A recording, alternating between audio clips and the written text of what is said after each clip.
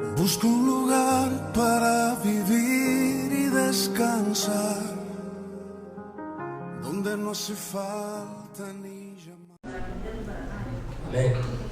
Que Dios les bendiga. Buenos días a todos, bienvenidos.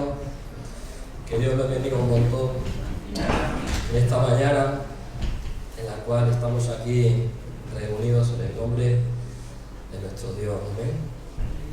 Vamos a leer el Salmo 126. Este salmo lo estoy leyendo 3 días seguidos, porque tiene ahí, ya en sí también es que es una canción. Sí, entonces cuando algo te llama la atención, lo he estado estudiando, más o menos. El Salmo 126 empieza en el versículo 1. En la traducción viviente, voy a leer en la traducción Reina Valera normal. Dice: cuando Jehová hiciere volver la cautividad de Sión, seremos como los que sueñan. Entonces nuestra boca se llenará de risa y nuestra lengua de alabanza. Entonces dirán entre las naciones: grandes cosas ha hecho Jehová con estos. Está explicando, lo está estudiando, como cuando el pueblo de Israel estuvo cautivo y cuando Dios los liberó. Y muchas veces, cuando ya estaban libres, no se creían que estaban libres. Estaban pensando que aún estaban siendo esclavos. Y dice: veremos sueños como los que sueñan. Está diciendo, parece que no ha pasado, pero está pasando. Que en tu vida y en mi vida Dios te libera. Amén. Amén. Tenemos que reconocerlo así. No es un sueño, es una realidad y una verdad. Y dice así, en la nueva traducción viviente: cuando el Señor trajo a los desterrados de regreso a Jerusalén, fue como un sueño. Nos llenamos de risa y cantamos de alegría, y las otras naciones dijeron: qué maravillas ha hecho el Señor por ellos. Yo en esta mañana te digo: qué maravillas ha hecho Dios por ti. Amén. Porque lo sabemos que es así. Cuando una persona pone su vida en Dios, en el Señor, la vida cambia totalmente. Porque el Señor lo cambia así. Lo que tú pensabas que era un cautiverio, es toda la diferencia, es libre. Eres libre en el Señor. Cuando veníamos en el coche, estaba escuchando una canción que decía: tantas veces estaba luchando en contra de ti, pero cuando ya te he conocido, me doy cuenta de lo que tú eres. Amén. Nos damos cuenta de lo que Dios es. Amén. Nos damos cuenta de lo que Dios ha hecho. Y como estaba leyendo este pasaje, como dice en el 3, dice: así el Señor ha hecho maravillas por nosotros. ¡Qué alegría! Dice: restaura nuestro bienestar, Señor, como los arroyos renuevan el desierto. Está representando que el agua de lo alto viene a tu vida, y lo que está seco le da vida, porque el agua hace que produzca vida al desierto. Así es el Señor. Amén. Amén. Es un salmo tremendo porque está diciendo tantas verdades. Cuando el pueblo de Israel estaba siendo prisionero, que tuvo que pasar un tiempo en el cautiverio, ahí fuera de sus ciudades, como está al principio dice Sion, eran de Sion pero estaban en otro sitio, Dios los restauró. Yo te digo en esta mañana que Dios quiere restaurarte, Dios quiere restaurarnos a todos. Amén. Y si alguna persona puede decir: estoy ahora mismo pasando dificultades, sabes que Dios te restaura. Y cuando Dios lo haga, tú vas a decir: parece como un sueño, pero ha cambiado. De estar atado, ahora soy libre. ¿Amén? Aleluya. Puedes leer entero en tu casa y te vas a dar cuenta que hasta incluso los que no conocían al Señor, porque dice los gentiles en una traducción y significa los paganos, se dieron cuenta de que Dios les había liberado. Amén. Amén. Y los que nos rodean se dan cuenta que Dios está alrededor nuestro, que Dios está en nosotros. Amén. Y se dan cuenta porque es maravilloso lo que Dios hace con las personas, lo que hace contigo y lo que hace conmigo. Amén. Amén. Hay personas que se tiran todo el día observándote y se preguntan: ¿qué tendrá esta persona? Porque Dios está ahí. Amén. Si quieres que Dios vea que Dios está en ti, vamos a salir de lo que nos aparta de Él. Amén. Vamos a orar. Señor, te damos las gracias en esta mañana, Padre Santo, porque sabemos que tú nos liberas, Señor, como cuando estaba el pueblo preso, Señor, Cuando tú los has liberado, Señor, parecía, como dice en el Salmo, parecía como un sueño. Nuestra boca se llenó ¿de qué? De alabanza y de risa, para reconocer que tú has sido quien nos libertas, Padre Santo. Te damos las gracias, Padre Santo, y reconocemos que todo lo eres tú, Señor. Te damos a ti la gloria, Padre, en el nombre de Jesús, Señor. Amén. Aleluya. Esta mañana yo te digo que te sientas libre. Siéntete libre, como el pueblo de Israel que fue liberado. Libérate de todo lo que te ha traído, que te está dando. Y pon tu corazón y tu mente en el Señor. ¿Amén? Aleluya. Aleluya.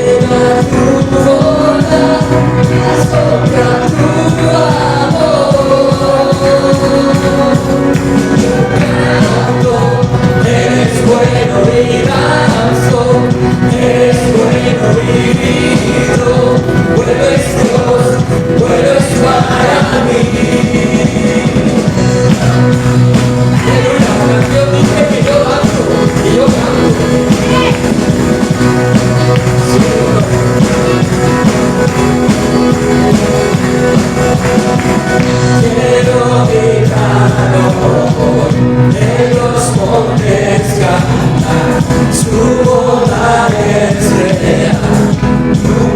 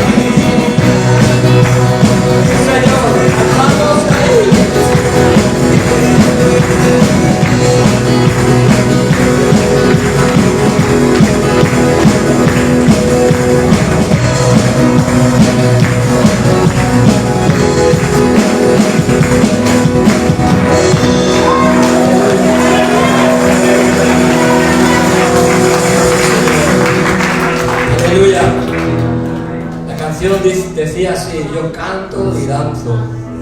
Amén. Vale, libérate. No importa porque es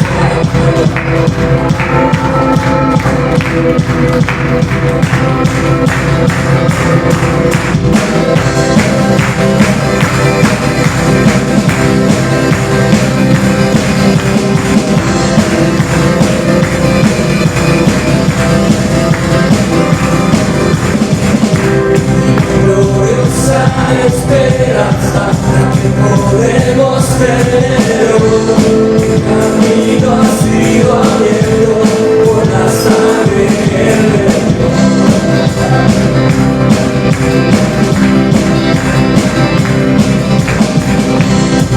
Precioso sacrificio, tu justicia se cumplió, dando el peso del pecado y acercándonos a Él.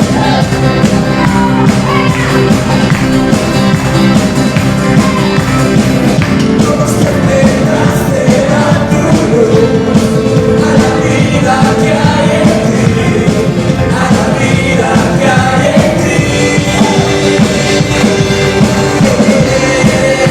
Tenemos libertad en el Hijo de Dios. Tenemos libertad en la gracia nos ganó, la gloria y redención. Tenemos libertad.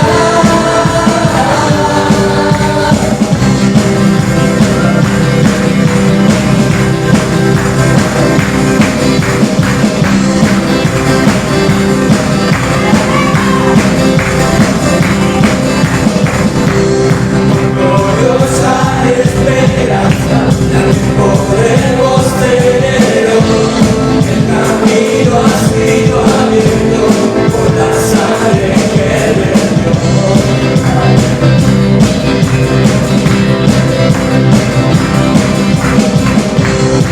Precioso sacrificio, con justicia se cumplió, dando el peso del pecado y acercándonos a Él.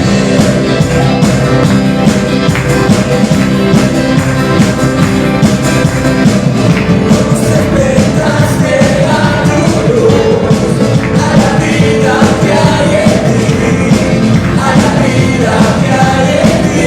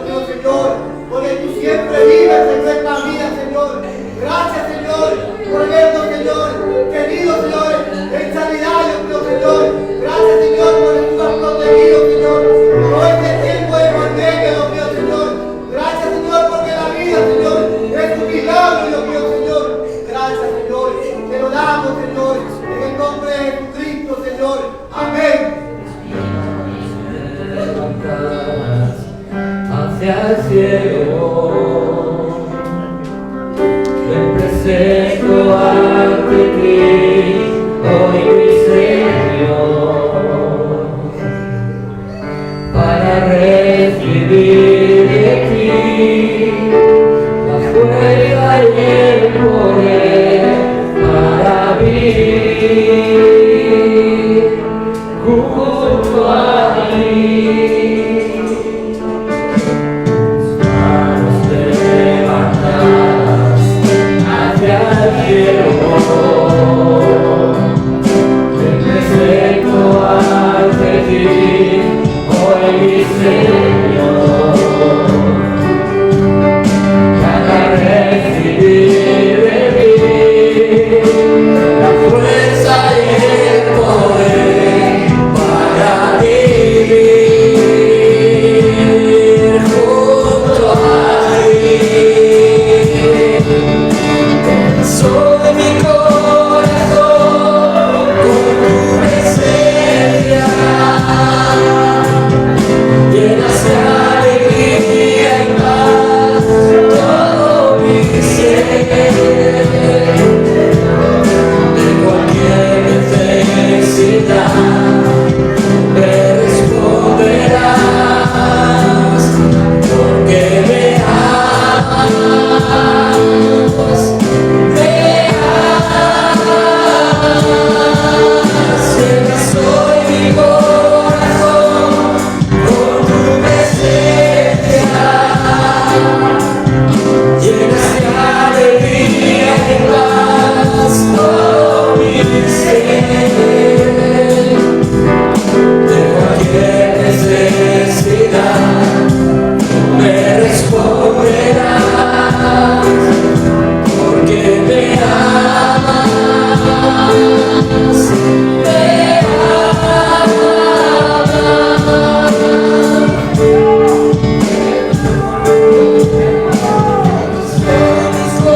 corazón con tu presencia, llenas de alegría y paz todo mi ser. De cualquier necesidad tú me responderás,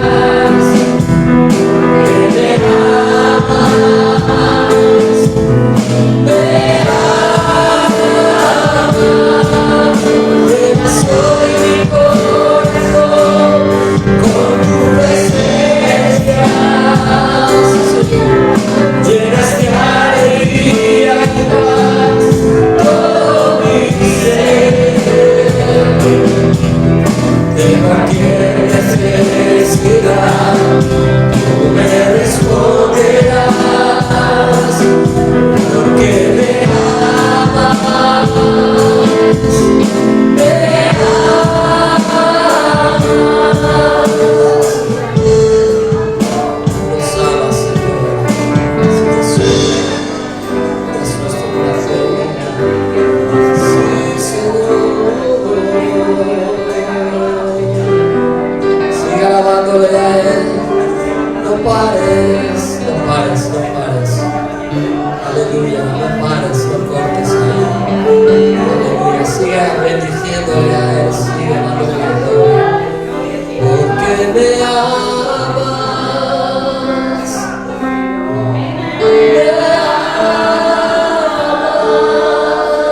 Llena soy mi corazón con tu presencia, llenas de alegría y paz todo mi ser. De cualquier necesidad tú me responderás, porque me amas, me amas. Llena soy mi corazón con tu presencia, llenas de alegría y paz todo mi ser. De cualquier necesidad tú me responderás, porque me amas, me amas. Tú nos amas, Señor. Tú Tú nos amas, Jesús. Nosotros te amamos a ti, Señor. Gracias, Señor. Gracias, Señor. Gracias, Jesús. Gracias, Señor. Gracias, Padre. No podemos dejar de adorarte. No podemos dejar de alabarte, Señor. Ese es nuestro deseo, Señor. Sí, Señor, seguimos dando la gloria a Jesús. Sí, Señor, sí, Jesús. Aleluya, gloria a ti, Señor. Gloria a ti, Señor, gloria a ti, Jesús. Aleluya, aleluya. Gracias, Jesús. Señor. Gracias, Padre.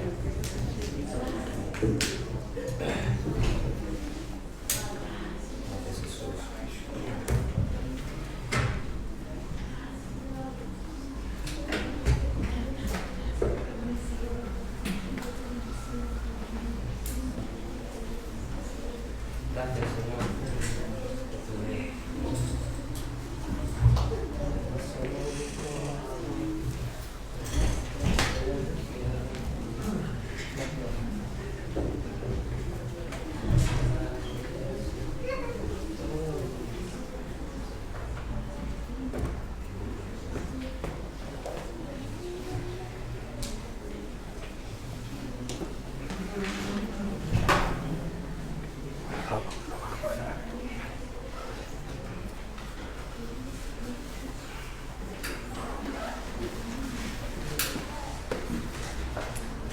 Muy buenos días. Muy buenos días. Dios les bendiga a todos. Hola, hola. Hola, hola, hola. Hola. ¿Qué falta volumen? El cable.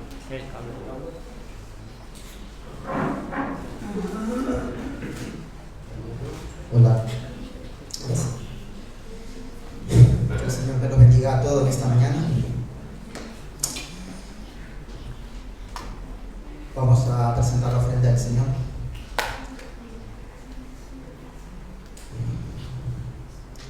Y lo quería hacer con un versículo bíblico del Señor. Es muy leído, muy escuchado, pero con un mensaje y una revelación poderosa de parte del Señor.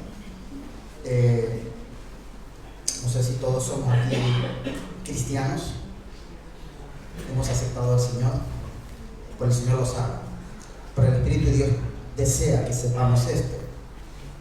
Y la palabra del Señor que nos dice en el libro de Romanos, capítulo 25, versículo 8 al 15. Y la palabra del Señor nos dice en esta mañana: pues no habéis recibido el espíritu de esclavitud para estar otra vez en temor, sino que habéis recibido el espíritu de adopción, por el cual clamamos: Abba, Padre. El Espíritu mismo da testimonio a nuestro espíritu de que somos hijos de Dios. Y si somos hijos de Dios, también somos herederos, herederos de Dios y coherederos en Cristo, si es que padecemos juntamente con Él, para que juntamente con Él seamos glorificados. Amén. Mis amados hermanos, cuando digo que si todos somos cristianos,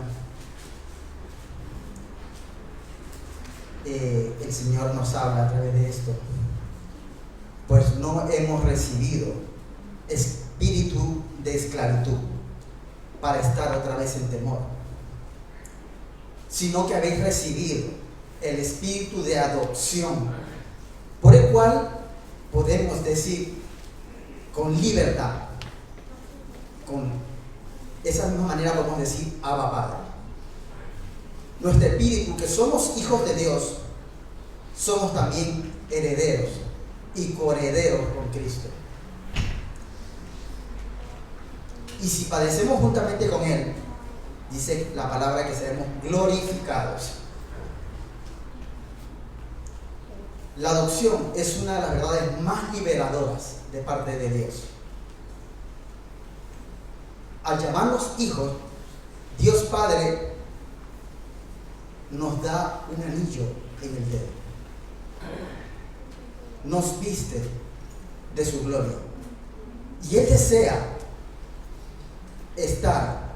que estemos con Él en el reino de Dios.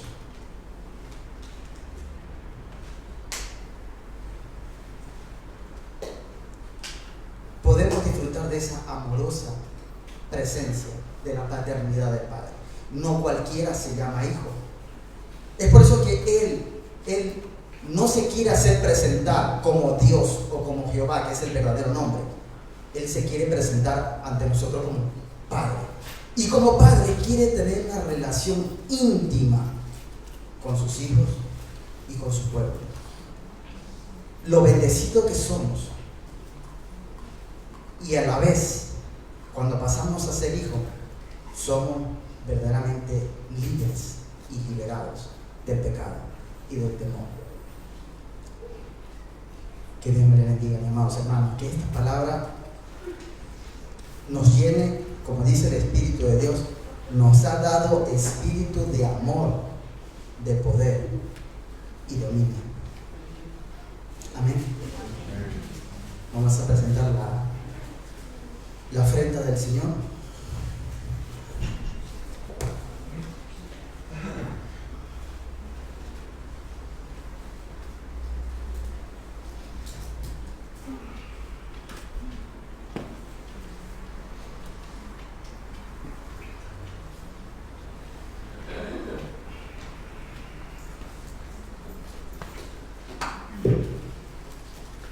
Gracias, Padre. Gracias porque podemos ser tus hijos, Señor. De la misma manera, como hijos queremos honrarte, Señor. Honrarte con todo lo que tú nos das. Con la salud, con los bienes, con el fruto de nuestro esfuerzo, Señor, mi Dios. Cuando tú nos das 1000 veces más en esta generación, más la que hay en el reino de Dios. Amén. Pueden pasar con libertad.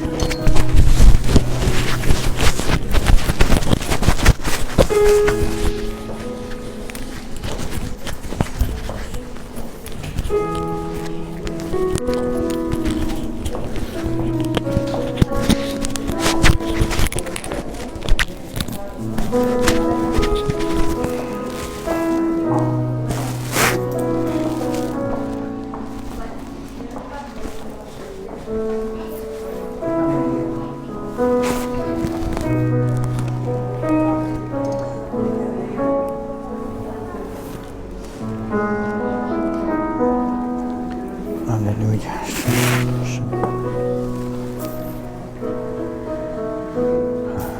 Bendito eres, Señor.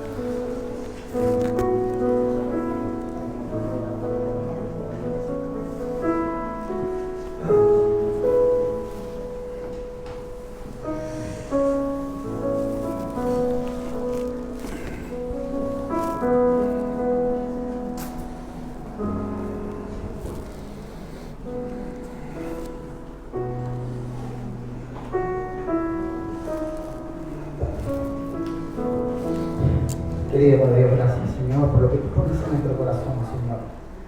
Gracias, te pido que tú multipliques, Señor, a todas aquellas personas, Señor, que han sentido de sentir, Señor.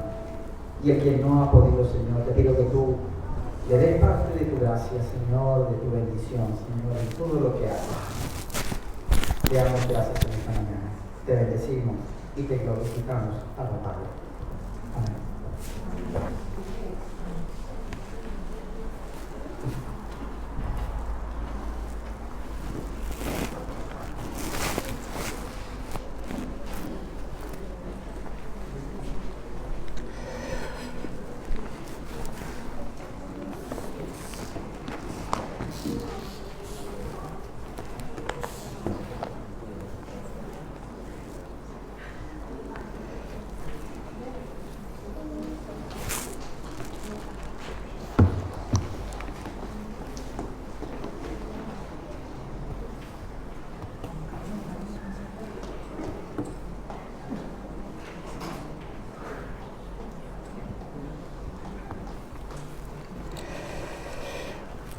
Gloria a Dios. ¡Qué bueno es Dios! Verdaderamente es un privilegio servir al Señor, ¿verdad? Es un gran privilegio poder estar los hermanos juntos, un día más en armonía, esperando el maná que el Señor tiene cada día para nosotros, esa palabra fresca, ese amor derramado en una cruz y que nos hace libres de toda atadura. La mayor atadura que el ser humano tiene es el pecado, lo sabéis, ¿verdad? Pero Dios, a través de su sacrificio, el sacrificio de su Hijo Jesucristo en la cruz, nos hizo libres precisamente de esa esclavitud. Toda esclavitud es mala, pero la peor esclavitud, la que el ser humano hoy en día necesita liberarse, es de la esclavitud del pecado. Y lamentablemente hay que decir que no solamente el pecado abunda en las personas incrédulas, sino que realmente también abunda dentro de la Iglesia. Y eso es un problema muy serio, porque las iglesias no avanzan porque hay un impedimento. Hay algo que impide el avance de la Iglesia de Jesucristo, y es precisamente la liberación. El pecado tiene que salir de la Iglesia. Tenemos que ser modelos a seguir. Los cristianos somos pequeños Cristos, que es lo que significa la palabra cristiano. Debemos ser imitadores, hacedores de lo que Jesús hizo. Y Jesucristo fue tentado en todo, pero no pecó. Y lo hizo como hombre, que eso es lo que muchos se apoyan ahí en eso de que Jesucristo era Dios y por eso pudo superar el pecado.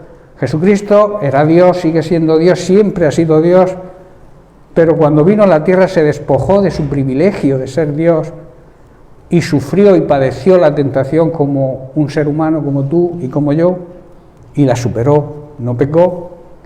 Por eso estamos estudiando varias semanas los parámetros y las exigencias que Dios le pone a su iglesia para ser ese modelo de iglesia que pueda impactar en la sociedad de hoy en día. Precisamente en una sociedad que cada vez quiere alejarse más del Señor, una sociedad que quiere quitarnos, quiere borrar a los cristianos de la sociedad, pero Dios siempre tendrá un remanente de un pueblo fiel, de una iglesia fiel que le sirve y le obedece como Él se merece. Yo quiero ser parte de esa iglesia. Pero hay una frase que dijo Jesús: no todo el que me llama Señor, Señor, o me dice Señor, Señor, entrará en el reino de los cielos, sino aquel que le obedece. Y sabemos lo que la palabra de Dios nos exige. Si tú eres lector o tú meditas, estudias la palabra de Dios, tienes que saber todo lo que Jesús nos pide que hagamos, todo lo que su palabra, recordemos que Jesucristo es el Verbo, es la palabra hecha carne, es la mente de Dios hecha carne, como en un libro de instrucciones para que andemos de acuerdo a las exigencias del reino de Dios. Tú y yo como iglesia debemos cumplir esos parámetros que estamos estudiando precisamente con el título de la iglesia que Dios quiere que seamos en este tiempo.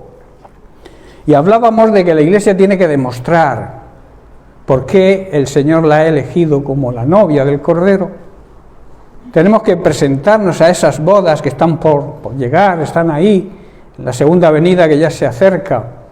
Se van a celebrar las bodas del Cordero, el esposamiento de la iglesia verdadera. Y digo verdadera porque hay iglesias que no son verdaderas, aunque prediquen, tengan en la boca a Cristo, pero no es lo mismo predicar a Cristo que servir a Cristo como Él dice que hay que servirle. Por eso Jesús utilizó: ¿por qué me llamáis Señor, Señor, y no hacéis lo que yo os digo? Muchos llaman al Señor, Señor, muchos predican del Señor, pero no le obedecen. A esos es a los que se dirige Jesús cuando dice eso, a esas iglesias que dicen ser, pero no son. Y eso es hipocresía. Y Jesús siempre estuvo en contra de la hipocresía, nunca aceptó a los hipócritas. Por eso les atacaba tanto, incluso a los religiosos de la época, a los que se creían hijos de Dios por ley, por tradición quizás, o porque seguían a su manera la ley de Moisés y se creían que estaban por encima del bien y del mal, y Jesús les llamaba hipócritas, sepulcros blanqueados, serpientes venenosas. Así es como trataba Jesús y sigue tratando hoy a los hipócritas, aquellos que dicen que son, pero no son lo que dicen. Amén. Bien, pues como hemos dicho, estamos estudiando los parámetros de una iglesia verdadera, y estamos en el primer parámetro, en el primer fundamento que tiene o debe tener la iglesia de hoy en día, que es que tiene que estar fundamentada. La base, el fundamento de la iglesia verdadera está en Cristo. Tenemos que echar raíces también en su palabra, estar arraigados en su palabra, y también, que es el tema que estamos tratando, guiados por el Espíritu Santo. Vimos las funciones y estamos estudiando las características del fruto. Quiero hoy terminar ya porque estamos en la última. Quiero hoy a ver si ya termino con este primer parámetro, porque luego entraremos en el segundo, que es la unidad. La verdadera unidad. Porque no significa estar juntos unidad. La unidad significa estar en un mismo sentir, en una misma visión, con un mismo propósito.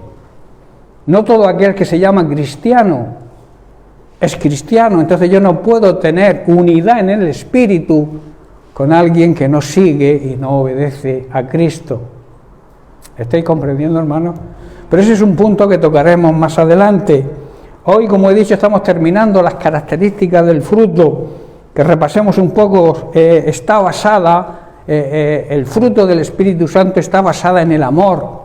Ninguna otra característica puede funcionar si no ponemos el fundamento en el amor. De ahí, de ese amor nos viene el gozo, la paz, la paciencia, el ser amables, tener buen trato, la benignidad que se llama, bondad, que es la tendencia a hacer el bien, y la fe, que estuvimos varias semanas hablando de la fe, porque el creyente tiene que creer, y para eso tiene que entender lo que es la fe, y estuvimos varias semanas sobre este punto.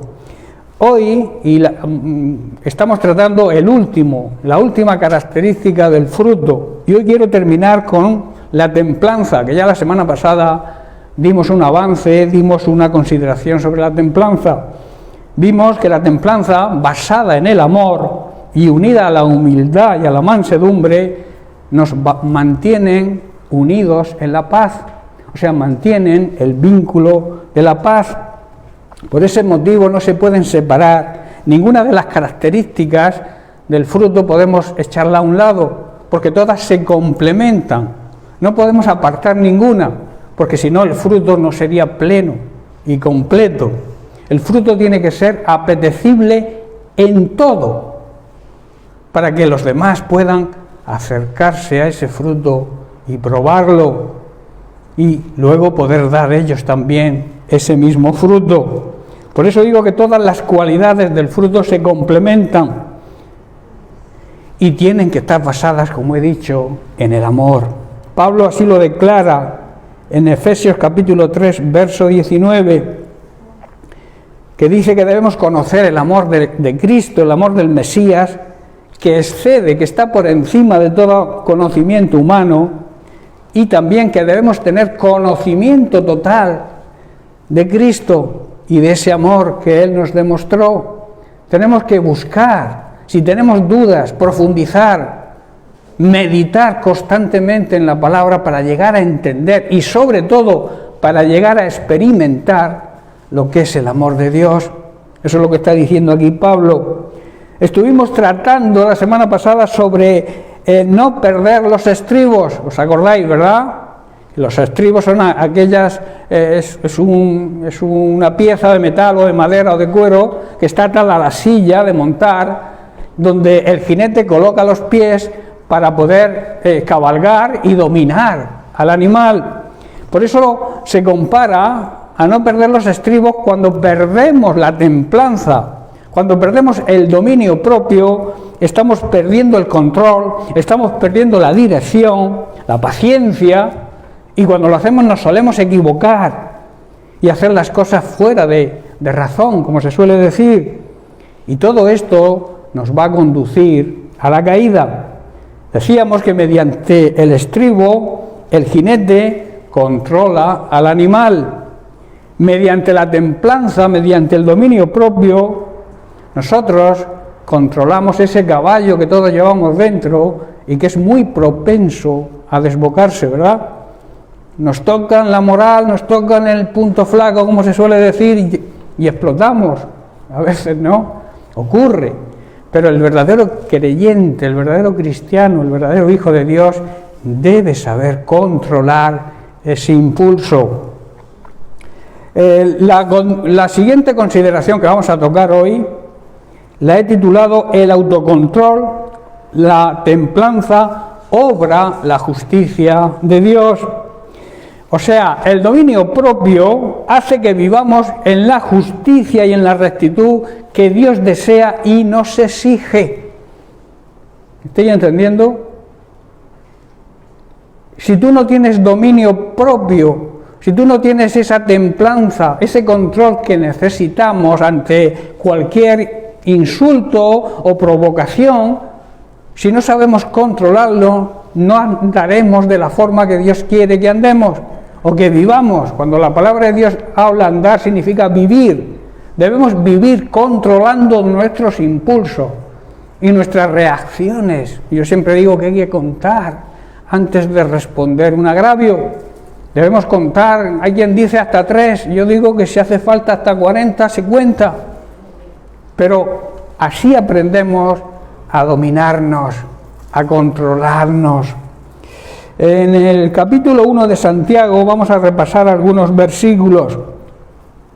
Dice el versículo 12, bienaventurado el que hace frente, el que soporta la tentación, porque cuando haya resistido la prueba, recibirá la corona de vida que Dios ha prometido a los que le aman. Dicho de otra manera, Dios bendice a los que soportan con paciencia, o sea, sin alterarse, las pruebas y las tentaciones, porque después de superarlas, dice Santiago, recibirán la corona, la recompensa de la vida eterna que Dios ha prometido a quienes le aman. Y recordemos que demostrar el amor de Dios, ¿cómo se demuestra? A través de nuestra obediencia. Amar a Dios significa obedecer a Dios. Si tú dices que amas a Dios, pero andas en desobediencia, no sé a quién pretendes engañar, igual te estás engañando a ti mismo, porque a Dios no lo puedes engañar. La palabra de Dios así lo asegura. Amén. Versículo 18, saltamos, dice, Él, Dios, de su propia voluntad, nos hizo nacer por la palabra de verdad, para que seamos primicias de sus criaturas. Él, Dios, por su propia voluntad, nos hizo nacer de nuevo mediante la verdadera palabra de Dios, que nos dio y demuestra que de entre toda la creación somos su valiosa posesión. Somos la criatura que Dios creó para amar, para depositar esa esencia que es Dios, que es amor. Él tenía que depositar el amor en alguien, porque Dios no es que tenga amor, como suelo decir, es que es amor. Y necesitaba crear al ser humano para vaciar todo su amor sobre él. Lo hizo, lo hace y lo seguirá haciendo siempre, porque su naturaleza, su esencia es amor, es el amor. Versículo 19, por eso dice Santiago, mis amados hermanos, toda persona sea pronta para oír. A veces no sabemos escuchar y debemos aprender a oír a los demás. A veces estamos tan pendientes de la respuesta nuestra para quizá vencer lo que nos dicen, que no escuchamos lo que nos dicen. Y eso es un defecto que hoy en día, bueno, siempre ha existido. Las personas tenemos que aprender a oír. Sé que a veces nos cuesta porque hay personas que, bueno, ya me entendéis, que es difícil escucharla, pero la palabra de Dios nos enseña que debemos estar prestos a oír. Dice, sean prontos para oír y tardos para hablar. O sea, no precipitarnos al hablar, no tener, como se suele decir, debemos medir nuestras palabras antes de decirlas, porque las palabras son como disparos. Cuando tú aprietas el gatillo de un arma, se dispara una bala, y cuando se ha disparado, aunque quieras pararla, no puedes. ¿Estáis comprendiendo? Y esa bala impacta en otra persona, y aunque tú no pretendas o te arrepientas enseguida de haberlo hecho, esa bala mata. Por eso hay que medir nuestras palabras antes de decirlas, porque hay palabras que matan. En cambio hay palabras que dan vida. Nuestras palabras tienen que transmitir esa vida que Cristo nos ha regalado, esa nueva vida en la que vivimos los verdaderos cristianos. Por tanto, no disparamos balas, disparamos vida. Amén. Por eso dice, prontos para oír, tardos para hablar y tardos para airarse. Airarse es llenarnos de ira y de enojo. Como veremos, hay ciertos límites. Dios nos permite en la ira un límite. No podemos pasar el límite que Dios nos permite para la ira, porque Pablo dice en Efesios, airaos, pero no pequéis. O sea, la ira puede provocar el pecado si no sabemos controlarla. Por eso necesitamos la paciencia, el dominio propio, la templanza. ¿Estáis comprendiendo? Hay un momento, ¿cómo os podría poner un ejemplo? Cuando alguien blasfema contra nuestro Dios, hay algo dentro de nosotros que nos mueve, ¿verdad? ¿O no? Si amamos a Dios de verdad, cuando oímos que alguien blasfema su nombre, pues nos airamos en ese momento. Pero hay un límite, que es que no debemos llegar esa ira al máximo, a devolver la agresión, a insultar a esa persona. ¿Estáis comprendiendo? Debemos saber controlarnos, aunque nos produzca esa ira, esa blasfemia o esas injusticias que vemos en la sociedad. Nos producen, por ejemplo, la guerra. ¿Quién no siente ahora mismo algo en contra de ese señor llamado Putin? Que la está liando y bien liada. Pero debemos saber controlar la ira. Y en vez de blasfemar contra él o insultarlo, debemos orar. Doblar nuestras rodillas. La Iglesia necesita, hoy en día hay millones de personas cristianas en medio de ese conflicto. Incluso militares, creyentes en los dos ejércitos. Es difícil, ¿verdad?, ser creyente en esa situación. Pero los hay. El otro día me mandaron un mensaje los gedeones. ¿Sabéis los gedeones lo que es? No lo es. Repartimos Biblia en los colegios, en los hospitales. Eso está extendido por todo el mundo. Y hay cantidad de campamentos en Rusia y en Ucrania, de gedeones que están predicando y repartiendo Biblias ahora mismo, porque están clamando, están orando, intercediendo la iglesia de Ucrania y de Rusia, que hay un montón, aunque no nos creamos, aunque sean naciones comunistas, Rusia sobre todo, hay muchísimos creyentes. Y yo me imagino una situación, alguien con una ametralladora que es creyente, y que le ha dado su jefe, su presidente del gobierno o de la nación, le ha dicho, tienes que matar al enemigo. ¿Qué harías tú como creyente? Es difícil, ¿verdad? Por eso la Iglesia tiene que doblar su rodilla en estas situaciones y empezar a clamar para que Dios ponga su mano ahí y se termine esta guerra. La Iglesia todavía está aquí, ¿verdad? No hemos sido arrebatados. Todavía necesitamos ser la sal y la luz que alumbre esta tierra con tanta oscuridad, con tanta guerra, con tanta injusticia, porque la guerra es una injusticia. Ahí muere quien menos culpa tiene, ¿verdad? Por eso tu trabajo y el mío ahora es hincar rodillas. Ayer estuvimos en una reunión de la comunidad de pastores de la región de Murcia y acordamos eso, transmitir a nuestras iglesias, a nuestros grupos de intercesión, que intercedan, pero que intercedan de verdad, clamando a Dios por estas personas que van a morir, que están muriendo. No sé si visteis la imagen del tanque atropellando a un coche, pasando por encima de él, aplastando a todos los que iban dentro. ¿Hasta dónde llega la maldad del ser humano? Por eso nuestro trabajo no es airarnos de una manera que lleguemos a insultar. No, nuestra reacción tiene que ser, sí, en este momento estamos mal contra esta persona que ha organizado toda esta guerra. Pero la actitud de la iglesia verdadera es clamar a Dios, hincar la rodilla, orar, interceder, para que todo esto acabe cuanto antes. Por eso dice que tenemos que ser lentos para la ira, y esto habla de templanza, de autocontrol y de dominio propio. Dice el versículo 20, porque la ira del hombre, del ser humano, no obra la justicia de Dios, no deja que la justicia de Dios actúe.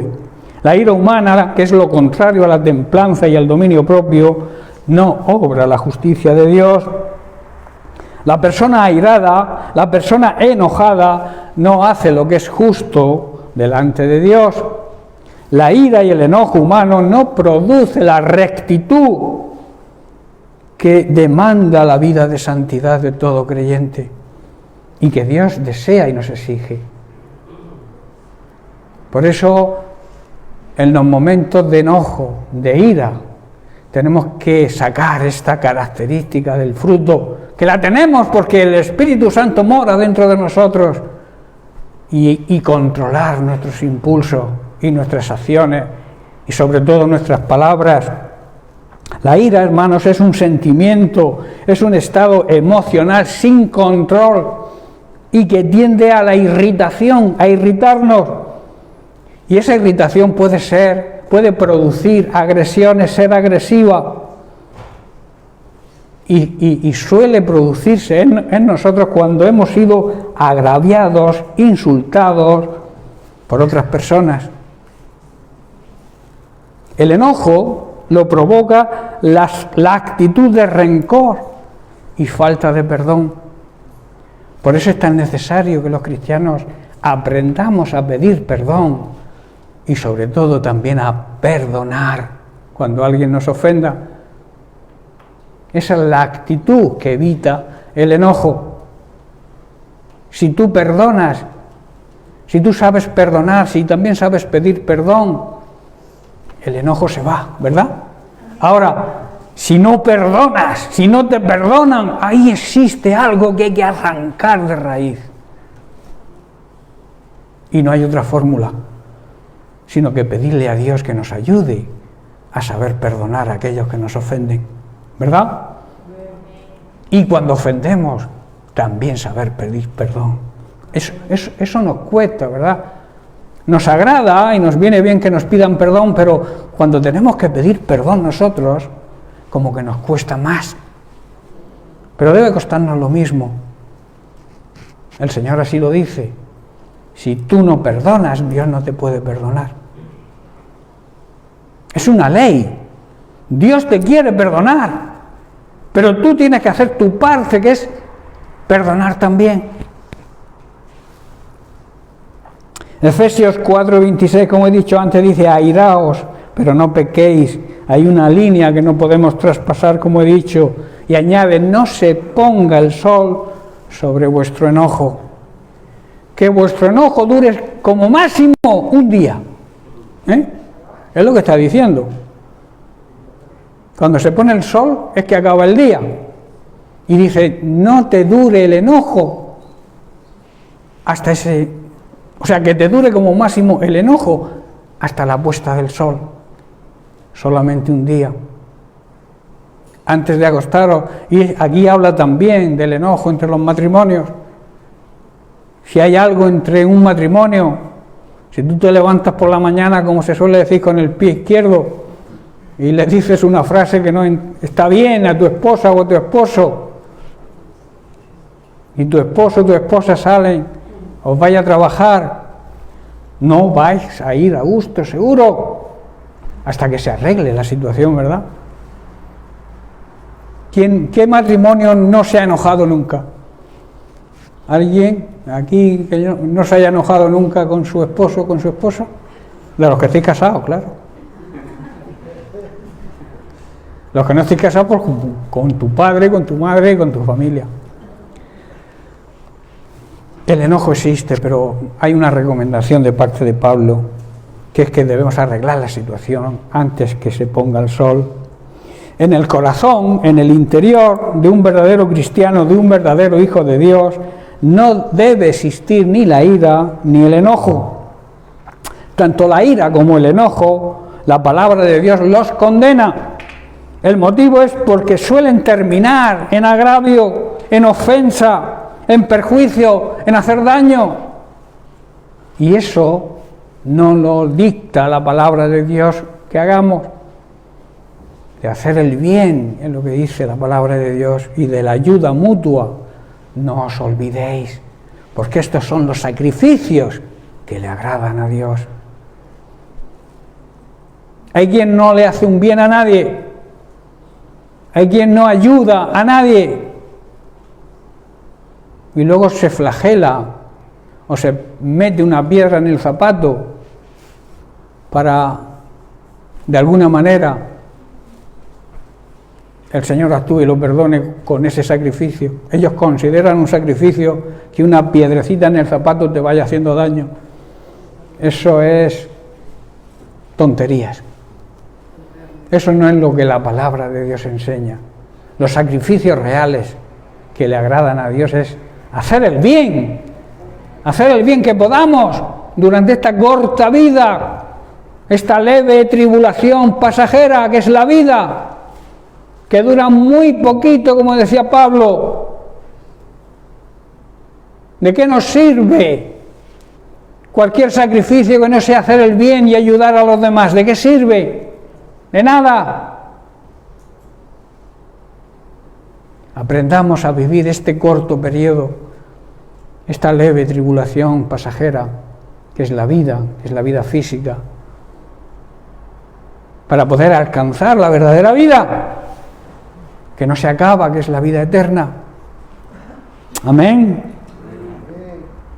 La ira y el enojo que se produce por la falta de dominio propio y de templanza puede llegar a ser mortal, espiritual y emocionalmente hablando.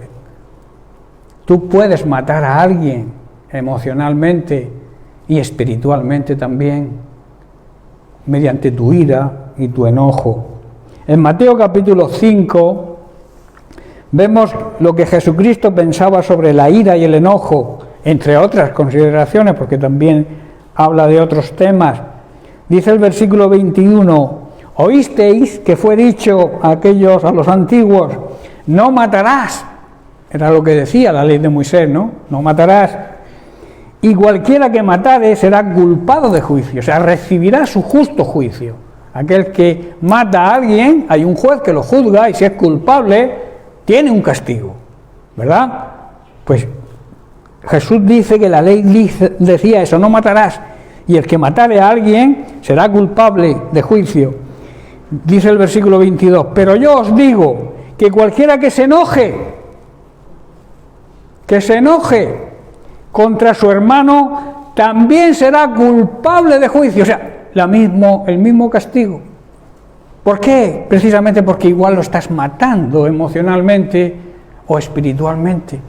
¿Estás comprendiendo? Y luego añade, y cualquiera que diga necio a su hermano será culpable ante el concilio. Y añade otro paso más, y cualquiera que le diga fauto, que significa lleno de presunción o vanidad, falta de razón o de entendimiento, dice, quedará expuesto al infierno, al fuego eterno. Esas son palabras de Jesús. A veces pensamos que enojarnos con alguien, pues bueno, como me ha herido, hay, como se suele decir, al final nos encontraremos porque la vida es muy larga. Hoy por ti, mañana por mí. Hoy me insultas, mañana te puedo insultar yo. Hoy te hago yo una cosa fea, tú me la harás después. ¿Verdad? Pero esa no es la actitud cristiana.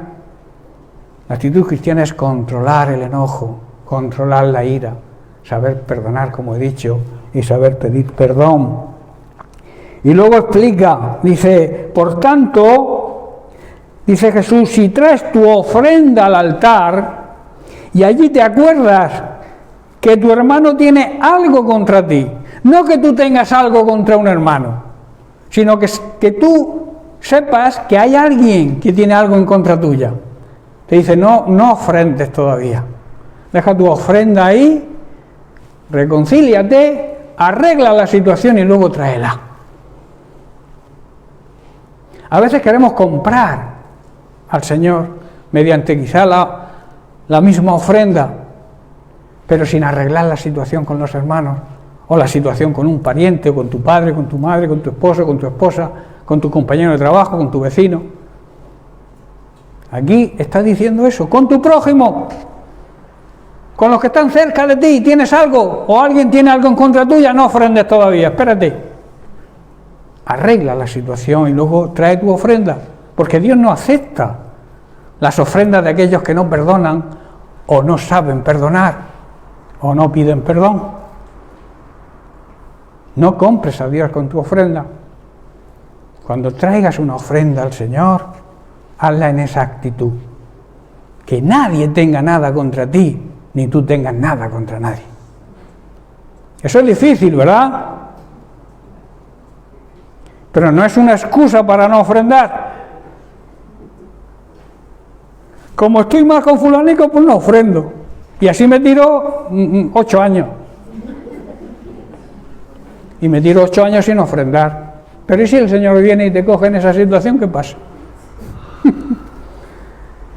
No sabemos si mañana estaremos vivos. Nadie sabe, nadie puede asegurarlo. Por eso tenemos que ser fieles a Dios, estar a cuentas con Él y estar a cuentas con los demás. Por tanto, vuelvo a repetir, por tanto, si traes tu ofrenda al altar y allí te acuerdas de que tu hermano tiene algo contra ti, deja allí tu ofrenda delante del altar y anda, reconcíliate primero con tu hermano y entonces ven y presenta tu ofrenda. Porque como he dicho, Dios no acepta tu ofrenda si en tu vida hay rencor y falta de perdón. ¿Estás comprendiendo, hermano? La ira y el enojo son generadores, engendran el odio y el rencor. Y eso, por desgracia, abunda en la sociedad actual. A veces te pones a hablar con gente y sacan conversaciones de que yo no le hablo a mi hermano desde no sé cuántos años porque me hizo esto, me hizo lo otro. ¿Habéis oído vosotros ese tipo de cosas, verdad? Se oye muy a menudo en la sociedad, pero lamentablemente también ocurre dentro de las iglesias. Y eso hay que erradicarlo, hay que arrancarlo de las iglesias para que Dios nos pueda bendecir. Para que, como hemos leído al principio, seamos bienaventurados, que quiere decir bendecidos, dichosos, felices, gozosos, aún en medio de los problemas y las pruebas. El apóstol Pablo, en 1 Corintios capítulo 13, habla de las características del verdadero amor, del amor de Dios, y habla precisamente también del tema que estamos tratando hoy. Voy a repasar los versículos del 4 al 8. Dice, el amor es sufrido, es benigno, el amor no tiene envidia, el amor no es jactancioso, no se envanece, no hace nada indebido, no hace nada que no deba hacer, no busca lo suyo, no se irrita, no guarda rencor. Si tú guardas rencor, si tú te irritas por cualquier cosa, si tú haces cosas que no debes hacer, es que no andas en el amor verdadero. No amas como Dios desea y nos exige que amemos.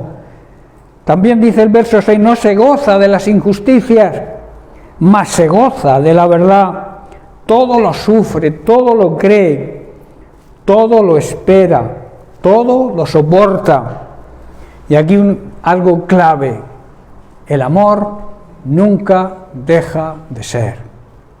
¿Sabéis por qué el amor nunca deja de ser?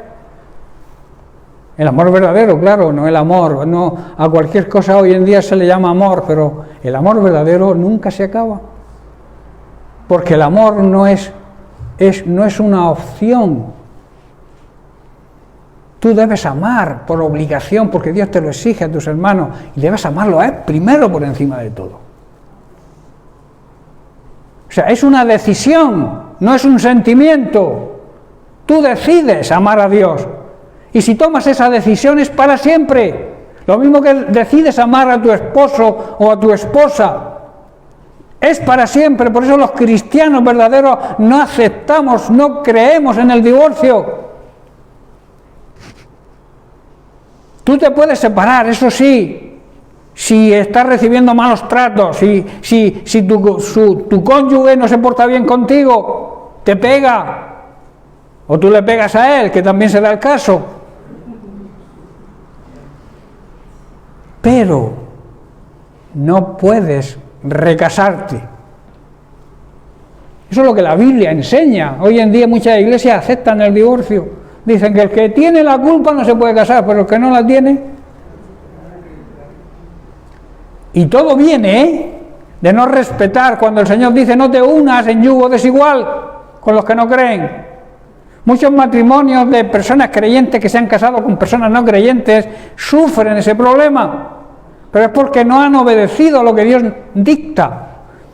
Si dos creen lo mismo, habrá enojos, quizá habrá ira, podremos llegar al final de la noche y arreglar la situación, pero nunca habrá una separación ni un divorcio por falta de amor. Porque vuelvo a repetir, yo decido amar a mi esposo, yo decido amar a mi esposa, y eso es una decisión, no es un sentimiento. Dios no podría basar el amor en un sentimiento, porque los sentimientos cambian, fluctúan. Hoy siento una cosa, mañana siento otra. Es lo mismo que el perdón. Yo no siento perdonarlo, no, si es que no lo sientes, es que tienes que tomar la decisión, porque Dios así te lo exige, de perdonar. ¿Estáis comprendiendo, hermano? La ira y el enojo, como he dicho, no obra la justicia de Dios.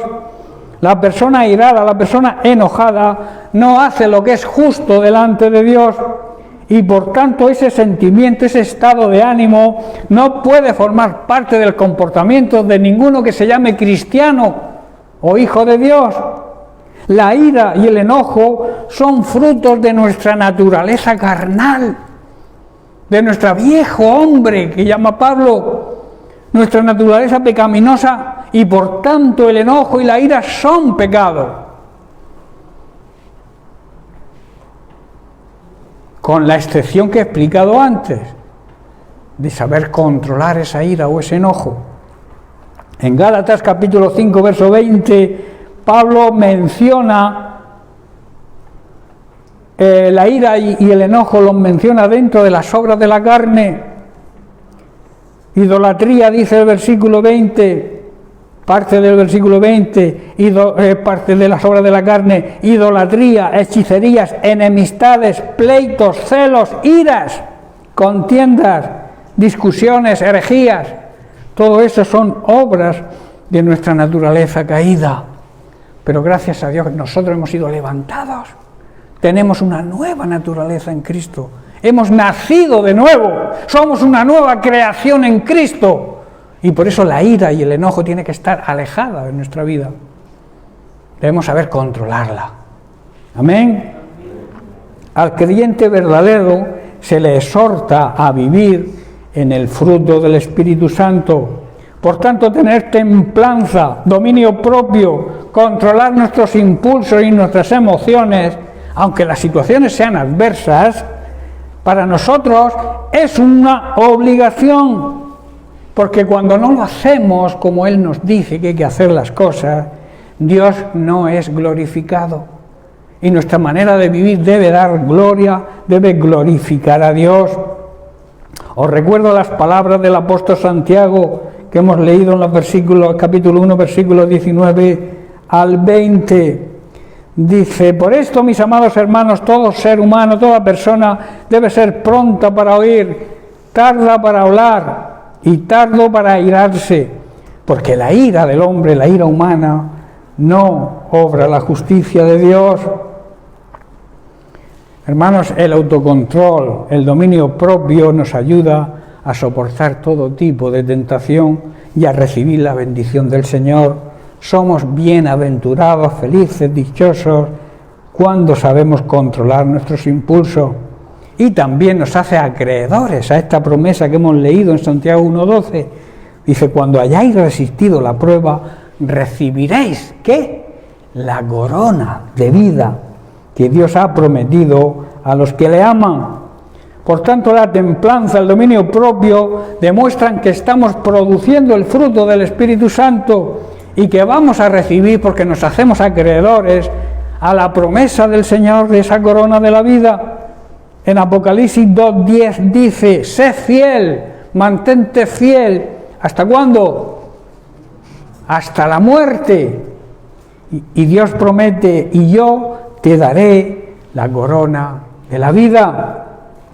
Esa corona es una promesa, es una recompensa para todos los creyentes, pero en especial para aquellos que andan en pruebas y sufrimiento y que gracias a su fe y su paciencia, característica del fruto, se mantienen fieles y por tanto salen vencedores en medio de toda tentación y prueba, porque están dispuestos a mantener su fidelidad a Dios hasta la misma muerte. ¿Formas parte tú de ese colectivo? De esas personas que se mantienen fieles al Señor, aunque corra peligro su vida.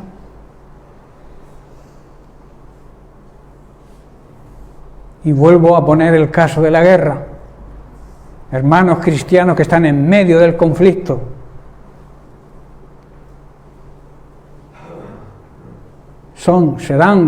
Hay que orar para que sean fieles, aunque la muerte les aceche. Porque la muerte física, de alguna manera, nos llega a todos, de una forma o de otra. Pero debemos estar preparados cuando esa muerte física nos llegue para alcanzar la verdadera vida, la vida eterna, ¿verdad?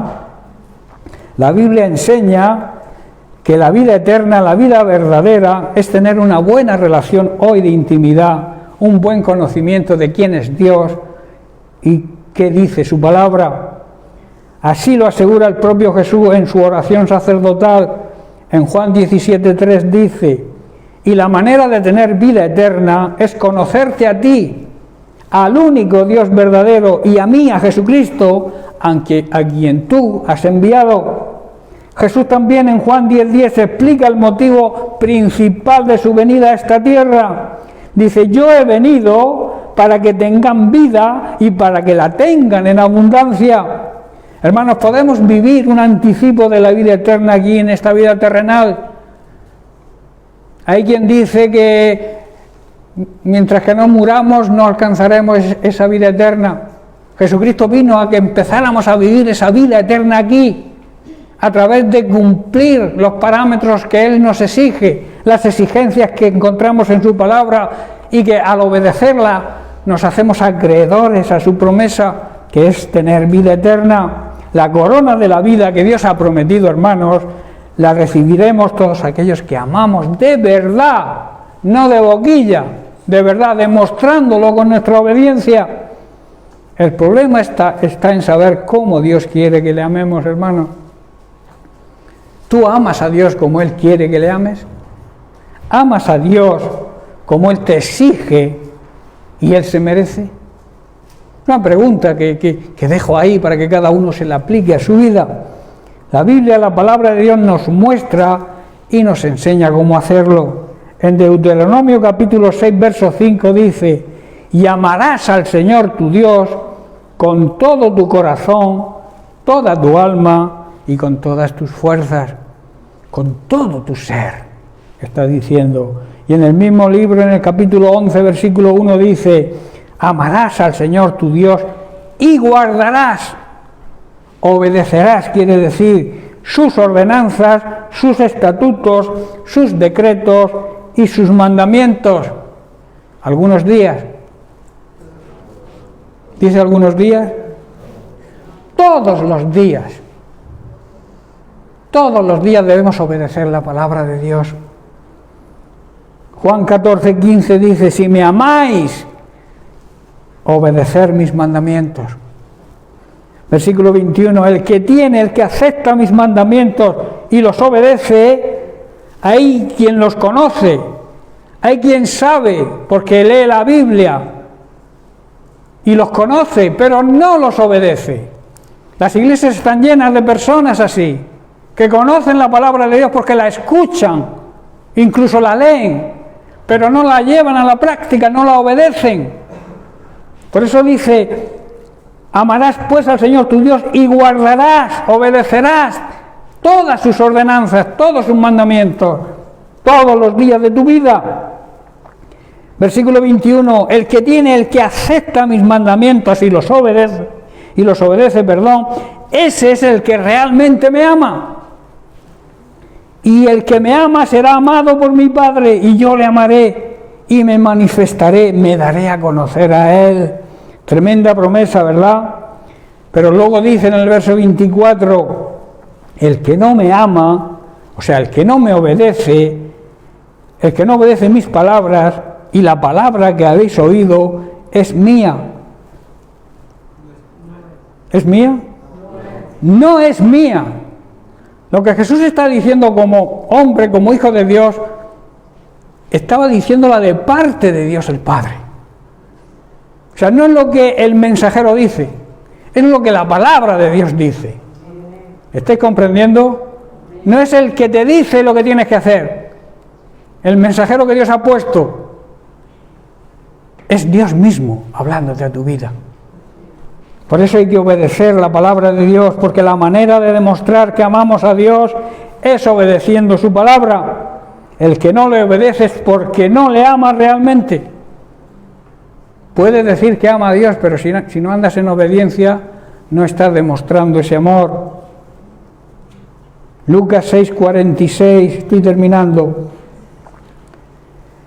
Dice: ¿por qué me llamáis Señor, Señor? Y no hacéis lo que yo os digo. Y luego hace una comparativa a continuación de lo que es una persona sensata y otra insensata, poniendo el ejemplo de dos formas de edificar, de cimentar, de poner fundamento en la vida. Una es sobre la tierra, sobre la arena, sobre lo que yo pienso, sobre lo que piensa el ser humano de la actualidad. Ahí, si yo edifico mi casa, mi vida sobre eso, cuando venga una tormenta, se irá a pique. Y luego dice: o sobre la tierra o sobre la roca. Cuando alguien pone fundamento de un edificio sobre una roca, difícilmente caerá. Vendrán las mismas lluvias, las mismas tempestades que a la otra persona, que al insensato, pero su casa que está edificada sobre la roca, no caerá. Si tu vida está edificada sobre Cristo, que es la roca, las tormentas van a venir, porque las tormentas nos vienen a todos, pero te vas a mantener firme, porque has edificado, has sido sensato, has edificado sobre Cristo. El autocontrol, el dominio propio, por tanto, obra la justicia de Dios en nosotros al caminar, al vivir de una manera recta y santa como Dios nos exige, edificando y construyendo nuestra vida sobre la verdadera roca, sobre el verdadero fundamento, sobre la piedra angular que decía Jesús, la piedra que desecharon los edificadores ha venido a ser cabeza de ángulo. Esa cabeza, esa piedra, esa roca es Jesucristo en nuestra vida. Cuando edificas así, vas a afrontar cualquier tempestad en tu vida con la garantía de que saldrás vencedor. Amén, porque hay una gran promesa, que los que aman a Dios de verdad